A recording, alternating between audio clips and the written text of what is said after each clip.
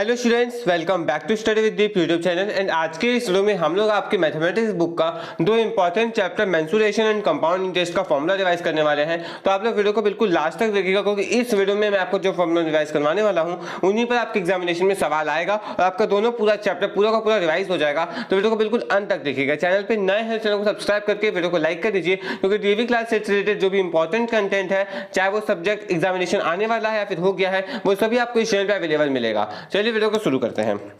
सबसे पहले हम लोग मेंसुरेशन से स्टार्ट करेंगे और यहाँ पर इसके जो भी फॉर्मूलाज होंगे और इंपॉर्टेंट कॉन्सेप्ट होंगे उन सभी को फटाफट रिवाइज करेंगे। देखिए आप लोग सारी चीजों को ध्यान से देखिएगा और सुनिएगा, क्योंकि कुछ ही देर में आप लोगों का एग्जामिनेशन होने वाला है। तो आप लोग बिल्कुल भी फॉर्मूलाज को छोड़ करके मत जाइएगा, और बहुत सारे फॉर्मूलाज अभी आप भूल गए होंगे तो वो सारे फॉर्मूला इन सारे चैप्टर्स के आपके रिवाइज हो जाएंगे। मैंने पहले ही कहा कि हम इंपॉर्टेंट चैप्टर्स को रिवाइज करेंगे, तो एक एक करके बहुत सारे इंपॉर्टेंट चैप्टर्स को रिवाइज करते हैं। सबसे पहले अगर हम मेंसुरेशन की बात करें तो यहाँ पर आप लोगों को कुछ फिगर्स दिया गया है, जिसका उतना ज़्यादा इंपॉर्टेंट नहीं है, क्योंकि आगे इनके सारे फॉर्मूलेस आपको कहीं ना कहीं मिल जाएंगे। देखिए आपके क्लास 8 में जो सबसे पहला चीज आता है वो आता है ट्रेपेजियम, और ट्रेपेजियम में आप लोगों को सबसे पहले इसका फॉर्मूला याद होना चाहिए कि ट्रेपेजियम का एरिया क्या होता है। एरिया ऑफ ट्रेपेजियम होता है half into sum of parallel sides. देखिए एक ट्रेपेजियम कुछ इस टाइप का होता है, तो इसके जो पैरेलल साइड्स होगा ये वाला और ये वाला, इन दोनों के लेंथ का सम का आधा इंटू इन दोनों के बीच का जो हाइट था वो जो होता है उसका मल्टीप्लिकेशन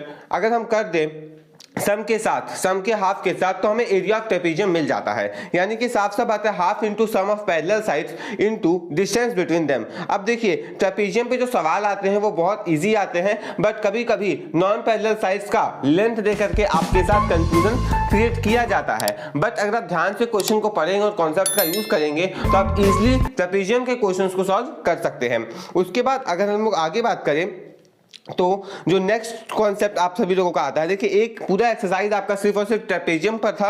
उसके बाद area of a general quadrilateral. जब हम एरिया ऑफ जनरल क्वाड्रिलेटरल की बात करते हैं कि किसी भी क्वाड्रिलेटरल का एरिया हम लोग कैसे निकालें, तो एक क्वाड्रिलेटरल को सबसे पहले हम लोग दो ट्रायंगल्स में डिवाइड करते हैं, ध्यान से सुनिएगा। उसके बाद एक ट्रायंगल का एरिया निकालते हैं प्लस दूसरे ट्रायंगल का एरिया निकालते हैं, और जब हम लोग इसको अच्छी तरीके से सॉल्व करते हैं तो हमारे पास जो फॉर्मूला निकल करके आता है वो आता है area of quadrilateral is equal to half of diagonal into sum of altitudes. अब देखिए एरिया ऑफ क्वाड्रिलेटरल का जो फॉर्मूला निकल करके आता है वो क्या आता है, half into diagonal into sum of altitudes on diagonal drawn from other vertices. यानी कहने का मतलब है हमारे पास जो ये वाला मान लीजिए क्वाड्रिलेटरल है, तो इस पर हम लोग जो डायगोनल बनाए हैं इसका लेंथ लेंगे और sum of altitudes on diagonal drawn from other vertices, इस वर्टिसेस से इस वर्टिस से ड्रॉ किया हुआ एक परपेंडिकुलर या फिर एल्टीट्यूड बोल सकते हैं, उसका हाइट मान लीजिए h1 है और इसका हाइट मान लीजिए h2 है।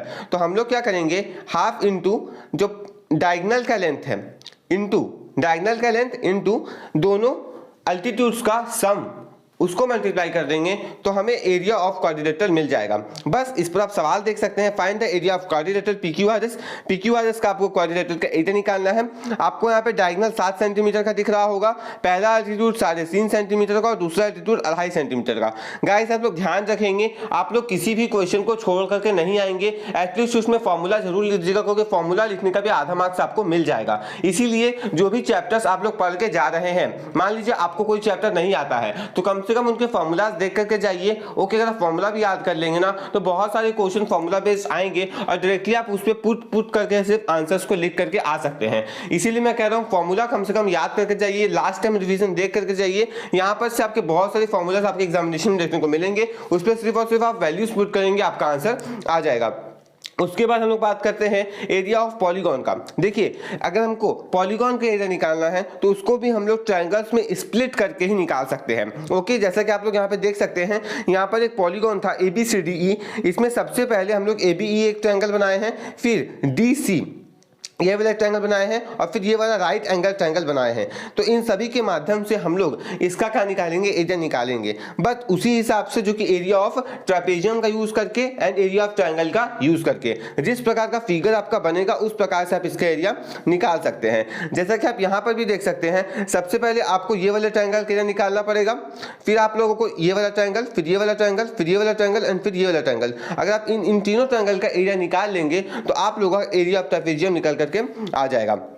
उसके बाद देखिए आप लोग ध्यान से सारे फॉर्मूलाज कम से कम देखते चलिए, इसके बेसिस पे आपके जो चैप्टर्स होंगे वो पूरे के पूरे रिवाइज हो जाएंगे। उसके बाद आता है surface area of cuboid, cube and cylinder. अब ये वाला जो पार्ट है वो सबसे इंपॉर्टेंट है, इसके फॉर्मूला ध्यान से सुनिएगा क्योंकि क्यूब, क्यूबॉइड और सिलेंडर से बहुत ज्यादा सवाल पूछे जाते हैं। अब हम लोग बात करते हैं surface area of cuboid. Surface area of cuboid क्या होता है? तो ये किसी भी क्यूबॉइड का जो टोटल, अब देखिए क्यूबॉइड किस टाइप का होता है, इस टाइप का।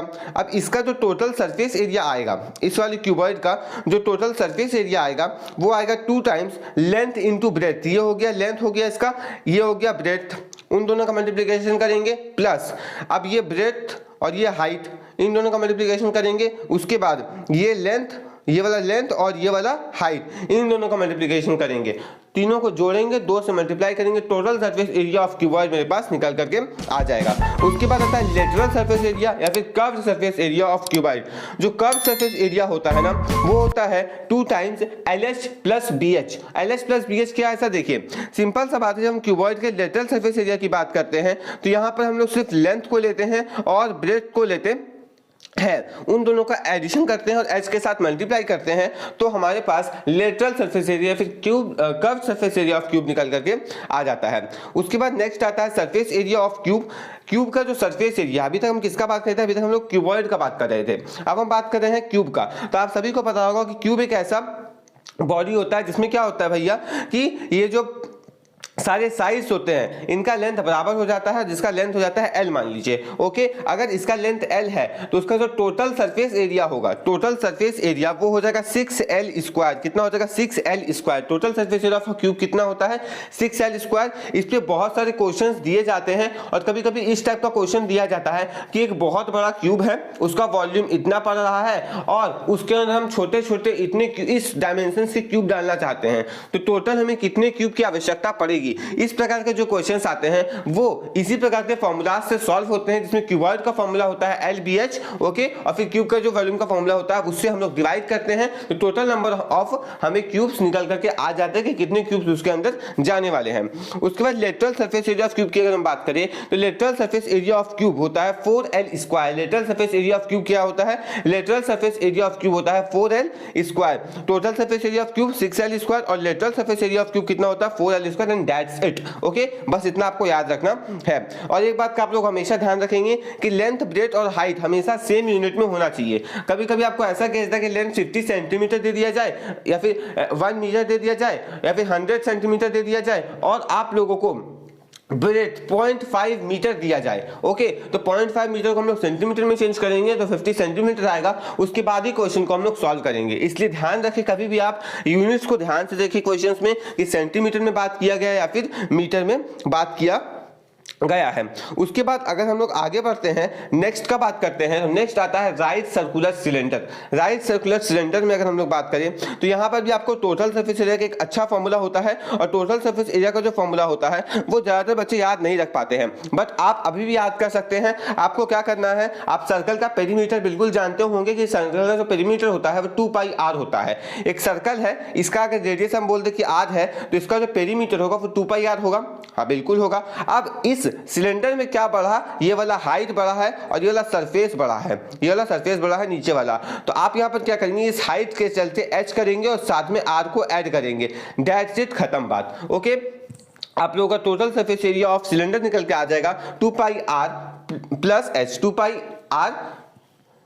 2πr into r plus h। That's it. Okay, उसके बाद अगर हम लोग आगे बात करें तो इस पे बहुत अच्छे अच्छे क्वेश्चंस बन सकते हैं। इन सारे क्वेश्चंस को उम्मीद करते हैं कि आपने रिवाइज कर लिया होगा और जो भी हमने इंपॉर्टेंट क्वेश्चंस दिए हैं वो भी आपने सॉल्व कर लिए होंगे।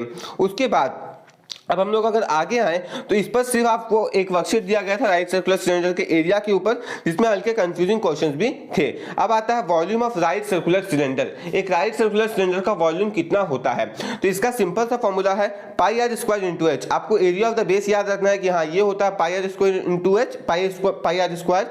और सर अगर ये हाइट का हम इसमें एडिशन कर दे तो सर इसका जो टोटल वॉल्यूम हो जाएगा वो हो जाएगा πr square into h। That's it. Okay, volume cylinder V is equal to pi R square H, where R is the radius and H is the height of cylinder. यहाँ भी आप unit का ध्यान रखेंगे, कभी आपको रेडियस को 0.5 metre दे दिया जाए, हाइट को 100 सेंटीमीटर दे दिया जाए, 25 सेंटीमीटर दे दिया जाए, तो आप ऐसा नहीं करेंगे कि पाई आर स्क्वायर की जगह पे आप 0.5 का स्क्वायर कर देंगे, नहीं, आपको 50 का स्क्वायर करना पड़ेगा, क्योंकि 0.5 मीटर है तो 50 सेंटीमीटर होगा। क्यों? क्योंकि 1 metre is equal to 100 centimetre होता है, तो आधा metre is equal to 50 centimetre हो जाएगा। अब वॉल्यूम ऑफ सिलेंडर पे आपको बहुत सारे सवाल दिए गए हैं, तो इन सारे सवालों को आपने अभी तक रिवाइज कर लिया होगा। रिवाइज नहीं भी किया है ना आपने, तो इसमें फॉर्मूलाज रिवाइज करके जाइए। फॉर्मूला बेस्ड क्वेश्चन बहुत सारे आते हैं, आप अच्छे से सारे क्वेश्चंस को सॉल्व करके आ सकते हैं। उसके बाद अगर हम लोग बात करें तो आप लोगों को यहाँ पे 3D शेप्स के बारे में बताया गया है, ये उतने ज़्यादा इंपॉर्टेंस नहीं रखते हैं, ये सारे आप लोग खुद भी पढ़ सकते हैं। बस आपको यहाँ पर ध्यान रखना है फेस, एज एंड वर्टिसेस का। पॉलीहेड्रन पे एक अच्छा सवाल आ सकता है कि एक पॉलीहेड्रन को हम लोग रेगुलर कह सकते हैं अगर उसके जो फेसेस है वो रेगुलर पॉलीगॉन से बने हुए हैं एंड नंबर ऑफ फेसेस एक वर्टेक्स पे आकर के मिल जाए। Okay, same number of faces meet H E two S X. अगर ऐसा हो जाए तो हम लोग क्या बोलेंगे कि एक पॉलीगॉन जो है वो एक पॉलीहेड्रन रेगुलर पॉलीहेड्रन है। Two important polyhedrons are prism and pyramid. Pyramid और प्रिज्म दो इंपॉर्टेंट पॉलीहेड्रन है। प्रिज्म ऐसे पॉलीहेड्रन होते हैं जिसका base and top congruent polygon है और जिसके जो अदर फेसेस होते हैं वो पैरेललोग्राम होता है। देखिए अभी डेफिनेशन बेस्ड सवाल आपके एग्जामिनेशन में आ सकता है, कहां पर एमसीक्यूज में, कि हाँ भैया बताइए कि प्रिज्म का कौन सा डेफिनेशन सही है, या फिर which of the following statements about prism is correct. इस टाइप के क्वेश्चंस आपके एग्जामिनेशन में आ सकते हैं। तो प्रिज्म एंड पिरामिड को आप लोग यहीं पर फटाफट से एक बार पढ़ लेंगे वीडियो को पॉज करके। अब हम लोग आगे बढ़ते हैं। अब देखिए यहां पर क्या क्या बताया गया है आप लोगों को कि क्यूबॉइड का फेस कितना होता है 6, वर्टेक्स होता है 6, एज होता है 12, फेस प्लस वर्टेक्स होता है 14, एज प्लस 2 होता है 12 प्लस 2। तो ये सारे आपने टेबल को कंप्लीट कर रखा होगा। अगर आपने कंप्लीट कर रखा है तो आप लोग एक बार उस टेबल से रिवाइज कर लेंगे। यहाँ पर आपका यूलर फॉर्मूला का एक सवाल है, ऐसा आ सकता है which is the correct for Euler formula. आप लोग याद रखेंगे F plus V is equal to E plus 2 या फिर F plus V minus E is equal to 2। आपको ऑप्शन में दिया जाएगा F plus V minus E is equal to 1, F plus V minus E is equal to 3, F plus V minus E is equal to 4 और एक option दीजिएगा F plus V minus E is equal to 2। तो आप वो वाला option चुनेंगे जिसमें 2 होगा। इस प्रकार से आपका ये वर्कशीट भी इजिली कंप्लीट होगा और यहाँ पर ये जो कॉन्सेप्ट था वो भी हमने आपको रिवाइज करवा दिया है। अब हम लोग अगर आगे आते हैं तो ब्रेन टीजर पर इस पे बेसिस पे जो भी सवाल बन रहे थे पूरे चैप्टर्स का वो आपको यहाँ पर दिया गया है और यहाँ पर आप लोगों को एक बार फिर से पूरा यू मस्ट नो करके एक बार पूरा जो एरिया ये सब का फॉर्मूला था वो आपको यहाँ पर रिवाइज करवाया गया है। तो मैंने आपको फटाफट रिवाइज करवाया है, इसलिए इसको देखना फिलहाल आपके लिए उतना जरूरी नहीं होने वाला है। अब हम लोग चलते हैं अपने नेक्स्ट इंपॉर्टेंट चैप्टर जो कि है कंपाउंड इंटरेस्ट। अब हम लोग आ गए हैं अपने कंपाउंड इंटरेस्ट वाले चैप्टर में। कंपाउंड इंटरेस्ट का जो चैप्टर है वो सबसे सिंपल फॉर्मूला से स्टार्ट होता है जो कि सिंपल इंटरेस्ट का फॉर्मूला है। SI is equal to simple interest is equal to principal into rate into time by 100। This is the formula for your compound interest, जहां पर P प्रिंसिपल है, R rate of interest per annum है और T जो है वो time period है years में। अब जब हम लोग कंपाउंड इंटरेस्ट निकालते हैं तो कंपाउंड इंटरेस्ट कैसे निकालते हैं कि सबसे पहले मान लीजिए हमको 10,000 पर 6% पर 2 ईयर के लिए कंपाउंड इंटरेस्ट निकालना है, तो हम सबसे पहले इस पर सिंपल इंटरेस्ट निकालते हैं और इसके बाद हम लोग क्या करते हैं, जैसे यहाँ पर देखिए कि यहाँ पर आप लोग क्या करेंगे, इस सिंपल इंटरेस्ट को इस कंपाउंड वो जो प्रिंसिपल अमाउंट था उसमें ऐड करेंगे। तो अब आप लोगों को 10,600 रुपए का अमाउंट मिल जाएगा। अब 10,600 रुपए के अमाउंट पर फिर से हम लोग प्रिंसिपल इंटरेस्ट लगाएंगे, सिंपल इंटरेस्ट लगाएंगे। मतलब साफ है कि पहला जो अमाउंट था वो 10,000 का था, उसके बाद इस पर सिंपल इंटरेस्ट लग के मान लीजिए 10,500 का हो गया। तो अब हम लोग जो दूसरे साल के लिए सिंपल इंटरेस्ट लगाएंगे वो 10,500 वाले अमाउंट पर लगाएंगे। इसी हिसाब से बैंक का लोन भी चलता है और इसी हिसाब से आपको म्यूचुअल फंड जैसे चीजों में पैसा भी दिया जाता है। बस इसी कॉन्सेप्ट का उसमें यूज होता है। This interest calculated in this manner is called compound interest. यानी साफ सा बात है कि आप लोग जब भी इंटरेस्ट को कैलकुलेट कर रहे हैं तब 2 बार इंटरेस्ट को कैलकुलेट करेंगे। एक बार जो आपको गिवन प्रिंसिपल अमाउंट था वो, और दूसरी बार जब आप अगर 2 साल के लिए सिर्फ कैलकुलेट करना तो बता रहा हूं, और दूसरी बार जब आप कैलकुलेट करेंगे तो सिंपल सा बात है कि आप लोगों को वो जो पहले साल का सिंपल इंटरेस्ट था उसका अमाउंट में जोड़ेंगे एंड उस अमाउंट पर फिर आप लोग सिंपल इंटरेस्ट कैलकुलेट करेंगे और उसको जब जोड़ देंगे तो आपका फाइनल अमाउंट आ जाएगा कि इतना आपको पे करना पड़ेगा, नेट पेएबल जिसको सवाल में बोला जाता है। अब जैसे देखिए यहाँ पर find the compound interest on 15,000 for 2 साल 8% पर एनम पर। 8% पर एनम पर आप लोगों को 15,000 रुपए पर 2 साल के लिए एक आपको इंटरेस्ट कंपाउंड इंटरेस्ट कैलकुलेट करना है। तो सबसे पहले आप लोग पहले साल के लिए करेंगे कि हाँ प्रिंसिपल 15,000 है, टाइम 1 साल का है, रेट इतना है, तो पहले सिंपल इंटरेस्ट उस पर कैलकुलेट करेंगे।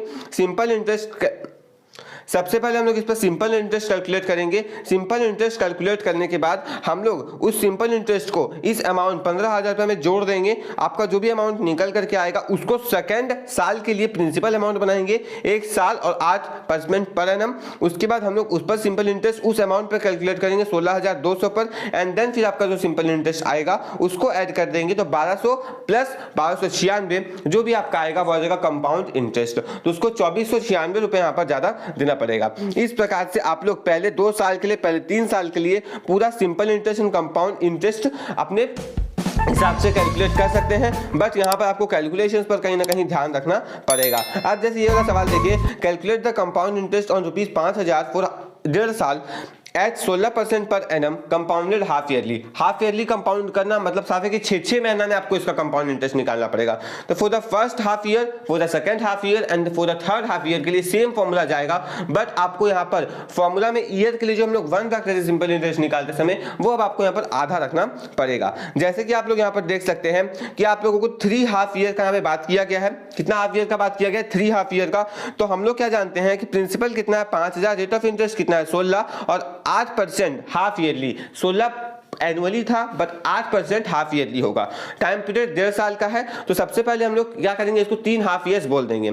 सबसे पहले हाफ ईयर के लिए क्या बोलेंगे 5,000 इंटू 8, क्योंकि वो रेट ऑफ इंटरेस्ट 8 हो गया। पहले हाफ ईयर के लिए 1 से मल्टीप्लाई करेंगे, 100 से डिवाइड करेंगे, दैट्स इट। ओके, उसके बाद अगर हम लोग बात करें कि amount at the end of first half year, तो वो आपका निकल करके आ जाएगा। फिर इसी अमाउंट को हम लोग सेकंड हाफ ईयर में एज अ प्रिंसिपल यूज करेंगे। एज अ प्रिंसिपल वो 5400 रुपये का काम करेगा, और वो 5400 रुपया जो है उस पर इंटरेस्ट लगेगा, तो वो आ जाएगा 432। उसके बाद 5400 प्लस 432 मिलकर के 5832 हो जाएगा। और फिर हम लोग उस 5832 पर थर्ड हाफ ईयर के लिए कैलकुलेट करेंगे, तो टोटल कंपाउंड इंटरेस्ट जो भी लगने वाला है वो हमारे पास निकल करके आ जाएगा। अब क्वार्टरली भी किया जाता है, तो क्वार्टरली में भी आपका इसी हिसाब से करना है कि अगर 6 मंथ है तो ये 1 हाफ ईयर हो गया, और आप लोगों का ये 2 क्वार्टर हो गया। तो अगर आप क्वार्टरली सॉल्व करना चाहते हैं तो इसको आप क्वार्टरली भी सॉल्व कर सकते हैं। 20% पर एनम है, तो आप लोग क्वार्टरली में देखेंगे कि 20/4 आपका 5% पर क्वार्टर आएगा। उस हिसाब से आप लोग इसको उसी फॉर्मूला के साथ सॉल्व कर सकते हैं। तो यहाँ पर हम लोगों ने क्वार्टरली, हाफ ईयरली और ईयरली सभी को रिवाइज कर लिया है सही तरीके से। Formula for finding the compound interest, compound interest find करने के लिए एक फॉर्मूला भी है। जैसे कि मान लीजिए आपके पास प्रिंसिपल P है, interest for the first year PRI into 100 या फिर PR/100। उसके बाद amount at the end of first year वो हो जाएगा प्रिंसिपल प्लस PR/100। और जब आप इसको P को बाहर निकाल लेंगे कॉमन लेकर के, तो आपका फॉर्मूला बन जाएगा 1 plus R/100। That will be the formula for compound interest. Okay, interest for second year, amount at the end of second year, सारे फॉर्मूलाज आपको यहाँ पर दिए गए हैं। तो आप लोग इन सारे फॉर्मूलाज को एक बार पढ़ लेंगे। ओके, और जो फाइनल फॉर्मूला आपका निकल करके आएगा वो कंपाउंड इंटरेस्ट का निकल करके आएगा P इंटू 1 प्लस R/100 का पावर n-1, जहां पर P है प्रिंसिपल, R है रेट ऑफ इंटरेस्ट और n है नंबर ऑफ कन्वर्जन पीरियड या फिर ईयर इन प्रेजेंट केस। उसके बाद आप लोगों को अमाउंट का अगर फॉर्मूला चाहिए तो अमाउंट हो जाएगा A into 1 plus A is equal to P into 1 plus R/100 का पावर में n। ये आपका हो जाएगा अमाउंट का फॉर्मूला। और एक मैंने आपको बताया कंपाउंड इंटरेस्ट का फॉर्मूला। जैसे कि आप यहाँ पर देखेंगे कि सबसे पहले आप लोगों को 62,500 रुपये का प्रिंसिपल अमाउंट दिया गया है, 4% पर एनम लगेगा, और आप लोगों का 2 साल है कंपाउंडेड एनुअली। अगर एनुअली कंपाउंडेड हो रहा है तो अमाउंट का जो फॉर्मूला है वो हो जाएगा P इंटू 1 प्लस R/100 का पावर में n। यहाँ पर आप सारे वैल्यूज को डालेंगे तो आपका अमाउंट निकल करके आ जाएगा। बट यहाँ पर आप लोगों को कैलकुलेशन में थोड़ी दिक्कत हो सकते हैं, इसलिए इस टाइप के कैलकुलेशन को बिल्कुल कंफर्टेबली कीजिएगा। बका करके इन सारे कैलकुलेशंस को मत कीजिएगा, नहीं तो आपका मार्क्स कट जाएगा। इसीलिए कंपाउंड इंटरेस्ट के सारे क्वेश्चंस पे कैलकुलेशन अच्छा खासा दिया जाता है आपको कंफ्यूज करने के लिए। और इसमें कैलकुलेशन थोड़ा लंबा भी होता है, क्योंकि इसमें क्यूब का कहीं ना कहीं बात, ये पावर 4 का बात आ जाता है। इसलिए आप लोग सारे क्वेश्चंस को बिल्कुल ध्यान से सॉल्व करेंगे। When interest is compounded half yearly, जब हाफ ईयरली कंपाउंड होगा तो आप लोगों का फॉर्मूला थोड़ा सा चेंज होगा। अमाउंट का फॉर्मूला होगा 1 1 plus R by P into 1 plus R by, पहले 100 होता था अब हो जाएगा 200 और पावर में पहले n आता था अब आ जाएगा 2n। That's it, that will be the formula for half year compound. Okay, इस प्रकार से आपका ये फॉर्मूला भी क्रिएट होगा एंड आप लोग इन सारे क्वेश्चंस को भी सॉल्व कर लेंगे। जब क्वार्टरली का बात आएगा तो r बाई 4 यानी कि r बाई 400 और पावर में आ जाएगा 4n। बस अंतर इतना ही होने वाला है, इससे ज्यादा अंतर हाफ ईयरली या फिर कंपाउंडेड फॉर्मूला के लिए नहीं होने वाला है, इस बात का ध्यान रखिएगा। तो इसी के साथ आप लोगों का जो कंपाउंड इंटरेस्ट का जो पूरा चैप्टर था वो हम लोगों ने क्विकली रिवाइज कर लिया है। इसके बाद सीधा ग्रोथ एंड डेप्रिसिएशन का जो टॉपिक रह गया है, इसके बारे में अगर हम लोग बात करें, देखिए कुछ जो क्वांटिटीज होते हैं जैसे कि पॉपुलेशन, वेट, हाइट, ये ह्यूमन बीइंग का समय के साथ जो है नॉर्मल कंडीशन में भी बढ़ता है। जो रिलेटिव ग्रोथ होता है इसी को हम लोग, रिलेटिव इंक्रीमेंट होता है इसको हम लोग ग्रोथ बोलते हैं। फिलहाल हम लोगों को इसका जो क्वेश्चन आता है वो किस टाइप का आता है वो देखना है। देखिए, the present population of a town is 28,000 if the population increases at rate of 5% per annum in the first year and 7% per annum in the second year, find the population after 2 years. देखिए आप लोगों को क्या बोला गया है कि पहले 5% पहले साल 5% पर एनम के हिसाब से ग्रोथ हुआ, उसके बाद 7% पर एनम के हिसाब से। तो प्रेजेंट पॉपुलेशन 28,000 का है, फर्स्ट ईयर में ग्रोथ इतना का हुआ, सेकंड ईयर में ग्रोथ इतना का हुआ। फॉर्मूला लगाएंगे 28,000 into 1 plus 5/100 into 1 plus 7/100, that's it, that will the formula. Solve करेंगे ध्यान से, फिर बोल रहा हूँ ध्यान से क्योंकि इसमें गलतियां होती है, बिल्कुल भी गलती मत करिएगा, आप लोगों का आंसर निकल करके आ जाएगा। फिर इसी हिसाब से it increase every year eight the rate of 4% per annum, 2 साल के लिए बात किया गया है, 2 साल में हम लोग इस क्वेश्चन को सॉल्व करके आगे बढ़ जाएंगे। बस इसी हिसाब से Rajiv bought a car in 1,75,000, its value depreciates at the rate of 20% per annum, what will be the value after 3 years, 3 years के बाद कितना वैल्यू जाएगा। बस यहाँ पे डेप्रिसिएशन का बात किया गया, माइनस का फॉर्मूला आएगा 1 - 20/100 का पावर में 2, तो ये आपका हो जाएगा value of the car after 3 years. Okay, इस प्रकार से आप सारे क्वेश्चंस को यहाँ पर सॉल्व करेंगे और ये आपका फॉर्मूला था ग्रोथ एंड डेप्रिसिएशन का। तो यहाँ पे 2 इंपॉर्टेंट चैप्टर जो कि मेंसुरेशन एंड कंपाउंड इंटरेस्ट था वो हम लोगों ने रिवाइज कर लिया है। मैं कोशिश करूंगा कि फटाफट आप लोगों को कुछ और भी इंपॉर्टेंट चैप्टर्स का रिवीजन करवा दिया जाए। अगर आप इस रिवीजन सीरीज को लाइक कर रहे हैं तो वीडियो को लाइक कर दीजिएगा, और अगर आप चैनल पर नए हैं चैनल को सब्सक्राइब करके बेल आइकन को प्रेस करके और भी प्रेस कर लीजिए, क्योंकि इस प्रकार के एजुकेशन वीडियोस आपको स्टडी विद दीप चैनल पर मिलते रहते हैं। मिलते हैं नेक्स्ट वीडियो में, थैंक्स फॉर वॉचिंग।